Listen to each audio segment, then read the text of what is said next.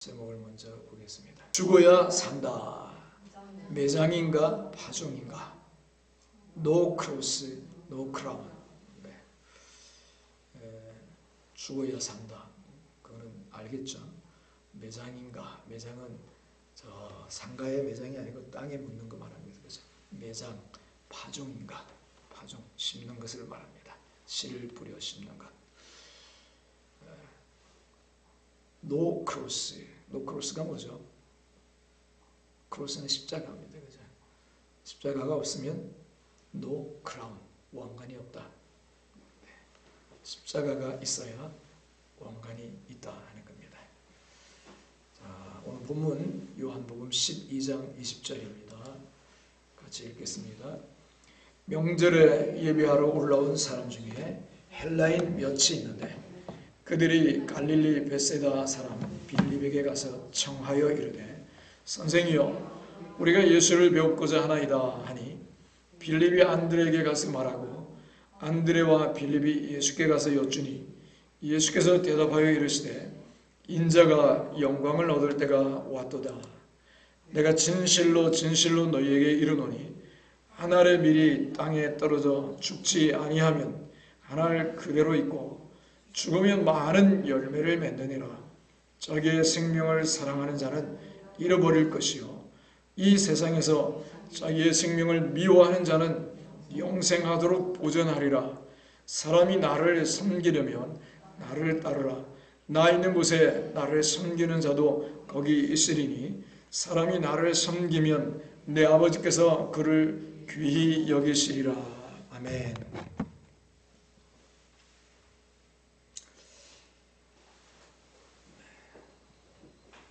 사랑하는 성도 여러분, 한 주간 평안하셨죠? 오늘 우리는 종려주일을 맞이했습니다. 2000년 전 예루살렘 거리는 그야말로 축제 분위기였습니다. 사람들이 자기 겉옷을 길에 깔고 종려나무 가지를 흔들며 나뭇가지 이렇게 부채처럼 이렇게 기다란 있죠. 그런 가지인데요. 길에 깔고 막 이걸 또 옷을 깔고 종려나무 가지를 막 흔들면서 온 성이 들썩였습니다. 환호하는 거죠. 환영하는 거. 요즘으로 치면 월드컵 결승전에서 결승골, 승리의 결승골을 넣었을 때 터져나오는 열기보다 더 뜨거웠을 것입니다. 사람들은 목이 터져라 외쳤습니다. 호산나 호산나. 다윗의 자손이요. 호산나가 무슨 뜻이죠? 호산나.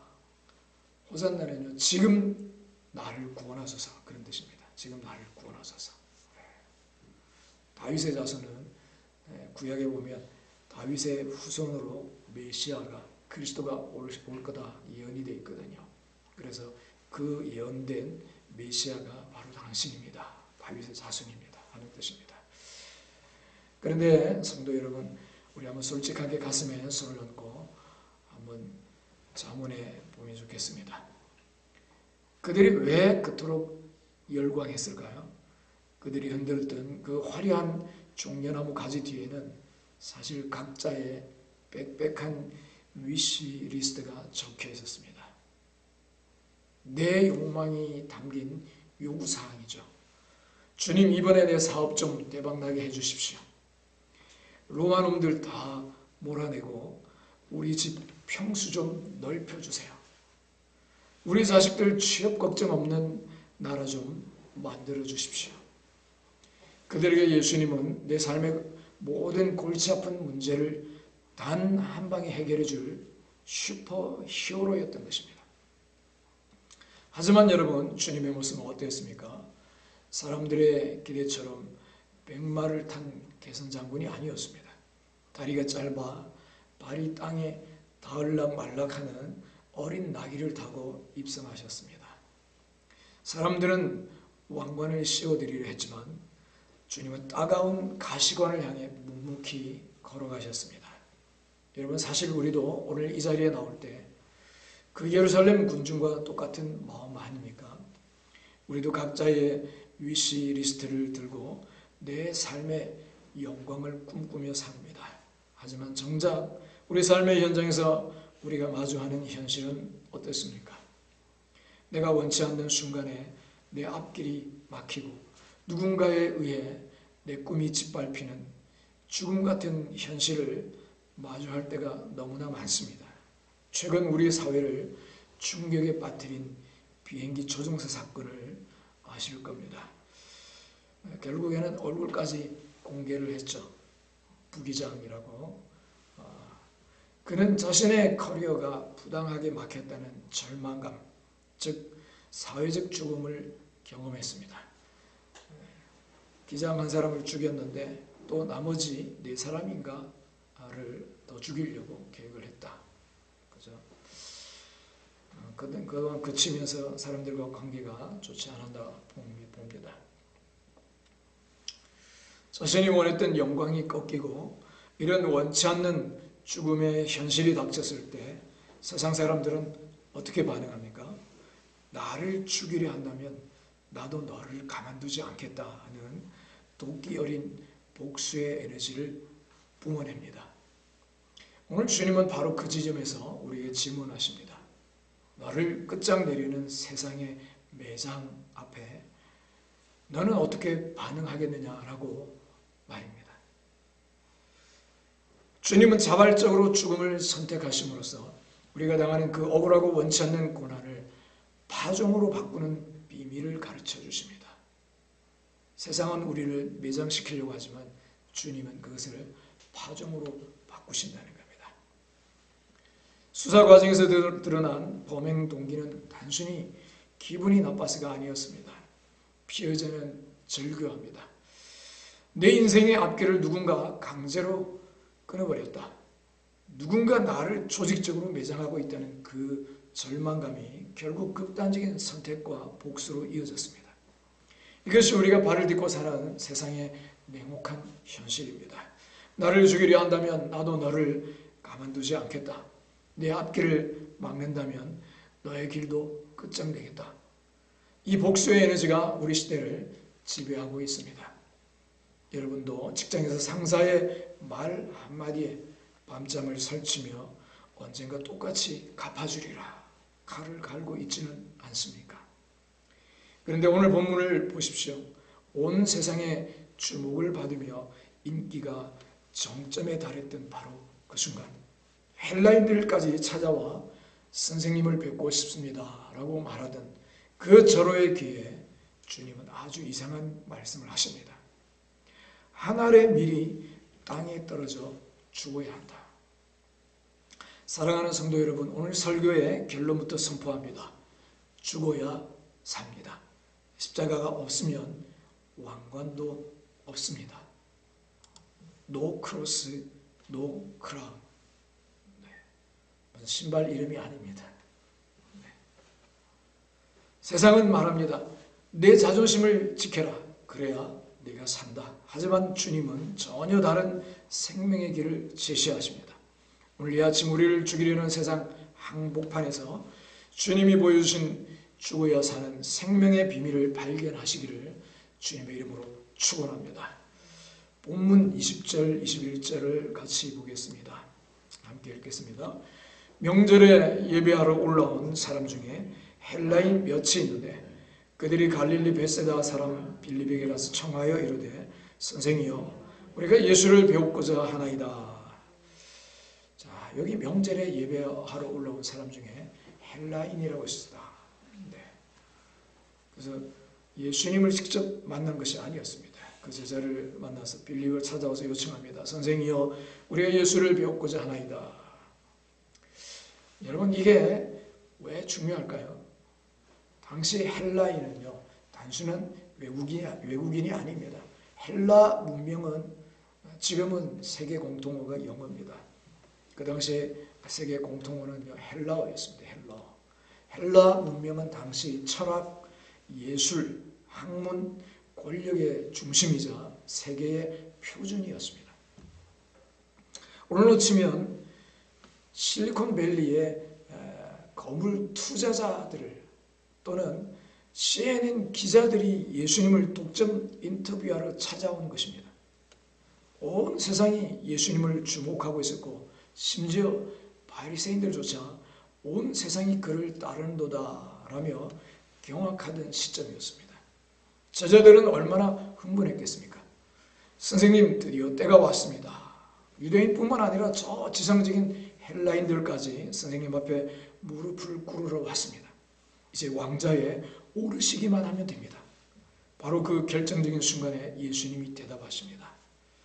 23절입니다. 같이 읽겠습니다. 인자가 영광을 얻을 때가 왔도다. 결정적인 순간에 예수님이 인자가 영광을 얻을 때가 왔도다. 사람들은 귀가 번쩍 뜨였을 것입니다.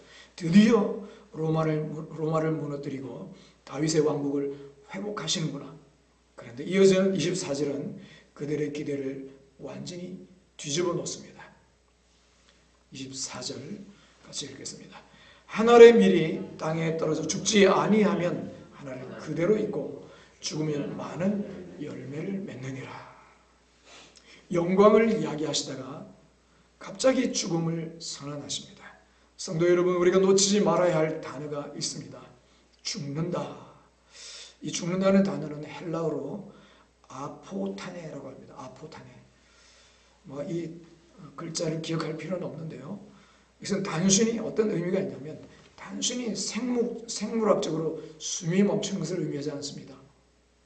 단단했던 껍질이 완전히 해체되어 그 안에 숨겨져 있던 생명이 밖으로 터져 나오는 과정을 의미합니다.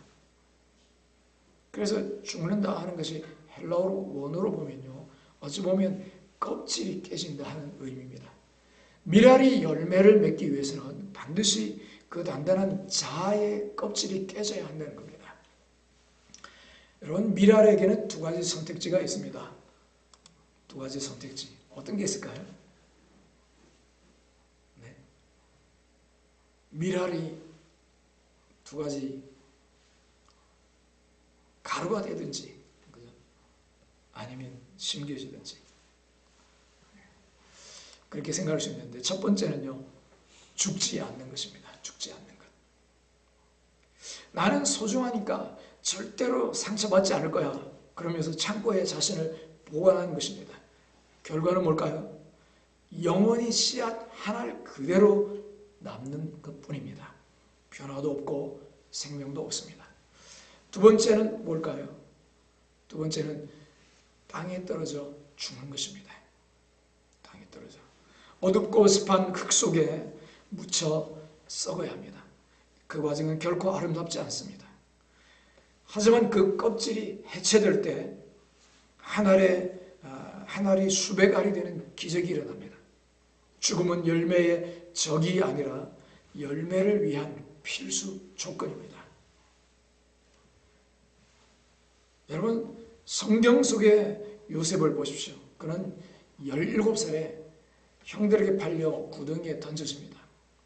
보디발의 집에서 종살이를 하고 억울한 누명을 쓰고 감옥에 갇힙니다. 인간적으로 보면 그것은 완전한 실패요, 인생의 매장이었습니다.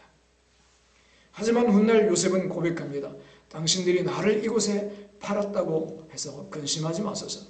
하나님이 생명을 구원하시려고 나를 당신들보다 먼저 보내셨나이다. 요셉에게 그 차디찬 구덩이는 인생의 무덤이 아니었습니다. 그것은 애굽이라는 거대한 밭에 요셉이라는 밀알이 심겨지는 과정이었습니다. 죽음처럼 보였던 그 모든 시간들이 사실은 수많은 생명을 살릴 열매를 위한 준비였던 것입니다. 사랑하는 성도 여러분, 지금 여러분이 처한 그 답답한 상황이 여러분을 끝내려는 무덤입니까? 아니면 위대한 열매를 맺기 위한 하나님의 밭입니까? 예수님은 왕관을 거절하신 것이 아닙니다. 십자가라는 더 깊은 방법으로 진짜 왕이 되기로 선택하신 겁니다.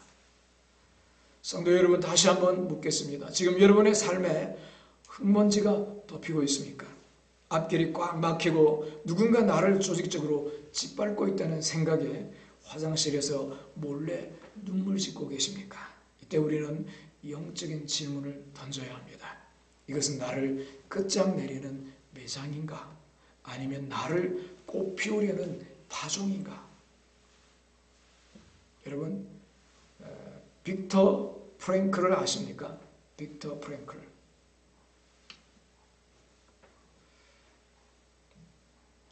로고테라피. 로고테라피라고 하는 의미치료라고 하는 정신치료법의 창시자입니다. 아주 높이 평가받는 정신의학자인데요. 아시죠? 연구를 안 해보셨나? 네. 의미치료.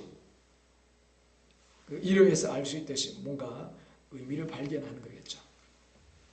그는 아우슈비츠 수용소라는 인간의 모든 껍질이 강제로 벗겨지는 죽음의 땅에 던져졌습니다. 교수라는 직함, 재산, 심지어 사랑하는 아내와 부모님까지 다 뺏겼습니다. 껍질이 다 사라졌을 때 사람들은 절망하며 전선에 몸을 던져 자살했습니다. 수용소니까 뭐 나가지 못하도록 전기로 이렇게 탁 이렇게 그죠? 가둬놨겠죠. 전선, 오합선으로. 거기에 일부러 몸을 던져 자살한 겁니다. 내가 살아서 뭐하나? 의미 없음. 그러면서 자살했다는 겁니다. 성도 여러분, 모든 것을 빼앗긴 그 지옥 같은 땅 속에서 빅터 프랭클은 위대한 발견을 합니다. 의미 치료의 핵심을 발견합니다. 인간에게 가장 고통스러운 것은 고통 그 자체가 아니라 고통의 의미를 모르는 것이라는 사실입니다.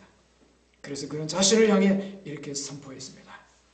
나를 죽이려는 저들의 손길은 내 육체를 가둘 수는 있어도 이 고통에 어떤 의미를 부여할지 결정하는 내 영혼의 마지막 자유만큼은 절대 빼앗지 못한다.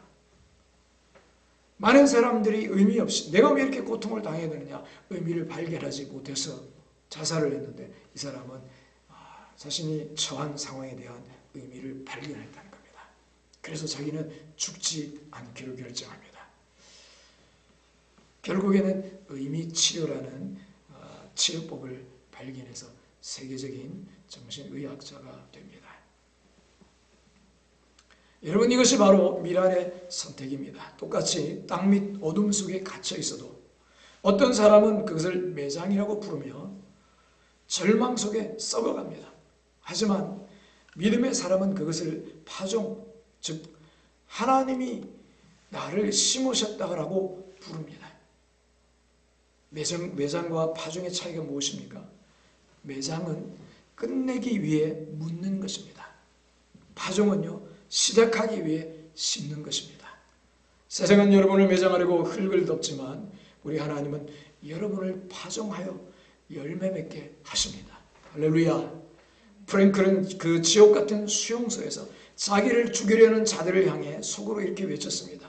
나는 지금 죽어가는 게 아니라 훗날 고통받는 자들을 살릴 치료법을 내 몸에 새기고 있는 중이다. 나는 지금 버려진 게 아니라 인류를 위해 가장 깊은 곳에 심겨진 미랄이다. 성도 여러분, 상사의 말 한마디가 여러분을 땅밑으로 쳐박는 것 같습니까? 그 엉먼지 속에서 지휘식하지 마십시오. 그것은 여러분을 끌어내려는 매장이 아니라 여러분의 인생을 통해 수많은 생명을 살리시려는 하나님의 거룩한 파종입니다. 여러분의 고난을 매장이 아닌 파종으로 정의하는 영혼의 자유가 있기를 축원합니다. 그렇다면 우리가 실제로 죽는다는 것은 무엇을 의미할까요? 25절을 보겠습니다. 같이 읽겠습니다. 자기의 생명을 사랑하는 자는 잃어버릴 것이요 자기의 생명을 미워하는 자는 영생하도록 보전하리라. 여기서 생명은 헬라어로 푸시케입니다. 푸시케. 얘는 단순히 목숨이 아니라 내 자, 내 계획, 내 방식, 내 타이밍을 뜻합니다. 자기 생명이란 말은 내 자, 내 계획, 내 방식, 내 타이밍. 주님이 말씀하시는 죽음은요, 자포자기가 아닙니다. 그것은 바로 주권의 이양입니다. 주권의 이양. 내 인생의 경영권을 하나님께 완전히 넘겨드리는 것입니다. 여러분, 코리템 붐이라고 혹시 아세요? 코리텐붐 여사. 세계 2차 대전 당시에 네덜란드 크리스찬이었습니다. 작가였는데요. 코리텐붐은 나치 점령기에 자신의 집에 비밀 공간을 만들어 약 800명의 유대인과 저항군을 숨겨줍니다. 결국 밀고를 당해 가족과 함께서 나치 수용소에 갇힙니다. 거기서 언니를 잃게 됩니다. 언니가 죽습니다. 전쟁이 끝난 후 그녀는 60개국을 넘게 다니면서 복음을 전합니다. 그런데 어느 날 집회가 끝난 후에 한 남자가 다가왔습니다. 바로 언니를 죽게 했던 그 잔인한 나치 장교였습니다. 그는 손을 내밀며 말했습니다. 나를 용서해 주시겠습니까? 코리 여사의 고백입니다. 내 피가 얼어붙는 것 같았습니다. 내 안의 모든 감정은 안 돼! 라고 비명을 질렀습니다. 여러분, 이게 우리의 현실 아닙니까? 용서가 안 됩니다. 억울해서 미칠 것 같습니다. 그때 코리 여사가 한 행동이 바로 미랄의 죽음입니다. 그녀는 감정이 풀려서 손을 내민 게 아닙니다. 속으로 이렇게 기도했습니다. 주님, 저는 저 사람을 용서할 힘이 0.1%도 없습니다. 하지만 주님이 용서하라 하시니 제 의지를 주님께 양도합니다. 나는 죽고 내 손을 주님의 도구로 빌려드립니다. 그녀가 로봇처럼 감정은 없었지만 의지적으로 손을 내밀어 그의 손을 잡는 순간 하늘로부터 뜨거운 사랑의 전율이 그녀의 팔을 타고 흘러내렸습니다. 그녀의 자존심과 분노라는 껍질이 깨지자 그 틈으로 하나님의 용서라는 생명이 분출된 것입니다. 사랑하는 성도 여러분, 이것이 우리가 직장에서 가정에서 해야 할 거룩한 죽음입니다. 나를 모함하고 내 앞길을 막는 사람이 있습니까? 그를 향해 복수의 칼을 가는 대신 하나님께 인생의 경영권을 넘겨드리십시오. 하나님, 내 자존심을 지킬 권리, 내 억울함을 내 힘으로 풀 권리를 이 시간 주님께 양도합니다. 내 미래는 저 사람 손이 아니라 하나님 손에 있습니다. 저 사람을 상대할 에너지를 거두고 저는 오늘 이 자리에서 주님의 사명에만 집중하겠습니다. 여러분이 복수의 권리를 포기할 때 비로소 하나님의 전능하신 손이 여러분을 위해 일하기 시작합니다. 여러분의 권리를 주님께 기쁘게 양도하는 은혜가 있기를 주 이름으로 축원합니다. 말씀을 정리하겠습니다. 미랄이 가장 힘든 순간은 땅속에서 썩어가는 순간입니다. 아무것도 보이지 않고 내가 정말 제대로 가고 있는지 알 수 없는 그 시간입니다. 다윗도 그 시간을 보냈습니다. 사무엘을 통해 기름 부음을 받았습니다. 이스라엘의 왕이 될 것이라는 약속을 받았습니다. 골리앗도 이겼습니다. 온 백성의 환호를 받았습니다. 그런데 그 다음에 무슨 일이 벌어집니까? 사울 왕에게 쫓깁니다. 광야로 도망칩니다. 동굴에 숨습니다. 왕이 될 사람이 동굴 신세입니다. 기름 부음 받은 사람이 도망자 신세입니다. 그 시간이 얼마나 됩니까? 무려 10수년입니다. 그런데 그 광야가, 그 동굴이, 그 도망의 시간이 다윗을 어떻게 만들었습니까? 이스라엘 역사상 가장 위대한 왕으로 만들었습니다. 하나님의 마음에 합한 사람으로 만들었습니다. 시편의 절반을 쓴 예배자로 만들었습니다. 광야가 무덤이 아니었습니다. 광야가 미랄이 익어가는 밭이었습니다. 지금 여러분의 광야가 그 어두운 땅속이 하나님이 여러분을 빚어가시는 밭임을 믿으시기를 주 이름으로 축원합니다. 여러분, 에릭 리델 제가 몇 번 말씀을 드렸습니다. 영화 불의 전차의 실제 주인공입니다. 1924년 파리 올림픽 때입니다. 그는 100m 금메달 후보였습니다. 그런데 100m 예선이 주일에 열린다는 것을 알게 됩니다. 기권을 선언합니다. 나는 주일에 달리지 않겠습니다. 세상은 그를 비웃었습니다. 영국 왕실까지 나서서 설득했습니다. 동료들은 배신자라고 했습니다. 그는 자기 주종목도 아닌 400m로 종목을 바꾸어 출전했습니다. 주일에는 달릴 수 없다고 생각했기 때문입니다. 그런데 놀랍게도요, 주종목이 아닌 400m에서 금메달을 땁니다. 할렐루야. 근데 그보다 더 놀라운 것이 있습니다. 그는 올림픽 후 중국으로 선교를 떠납니다. 2차 세계대전 중 일본군 포로 수용소에 갇힙니다. 그리고 1945년 해방되기 불과 5개월 전 그 수용소에서 숨을 거둡니다. 그가 마지막 숨을 거두기 직전 곁에 있던 동료에게 이렇게 말했습니다. 이것이 완전한 항복입니다. 여러분, 올림픽을 하고 나서 이때가 얼마가 지난 때인지 아세요? 30년이 지났습니다. 1924년에 올림픽하고 1945년 그러니까 30년이 아니 20년이 좀 넘습니다. 그렇죠? 젊을 때 잠깐 충동으로 나는 주님께 항복합니다. 주님 뜻대로 삽니다 하고 산 것이 아니라 어떻게 보면 죽을 때까지 십자가를 지고 자기를 부인하는 삶이었다는 것입니다. 죽어가는 순간까지 그는 하나님께 항복하고 있었습니다. 미랄이 마지막까지 땅속에 머물고 있었습니다. 그 죽음이 지금도 수많은 사람들의 삶을 바꾸고 있습니다. 미랄이 땅에 떨어졌기 때문입니다. 미랄처럼 내려놓는 삶을 선택하는 여러분을 하나님 아버지께서 귀히 여기시고 그 죽음을 반드시 열매로 바꿔주실 줄 믿습니다. 오늘 우리는 종려주일에 왔습니다. 예수님이 예루살렘에 입성하신 날 군중이 종려나무 가지를 흔들며 환호하던 날, 호산나 호산나를 외치던 날. 그런데 오늘 우리가 들은 말씀은 군중의 기대와 달랐습니다. 한 알의 밀이 땅에 떨어져 죽어야 한다.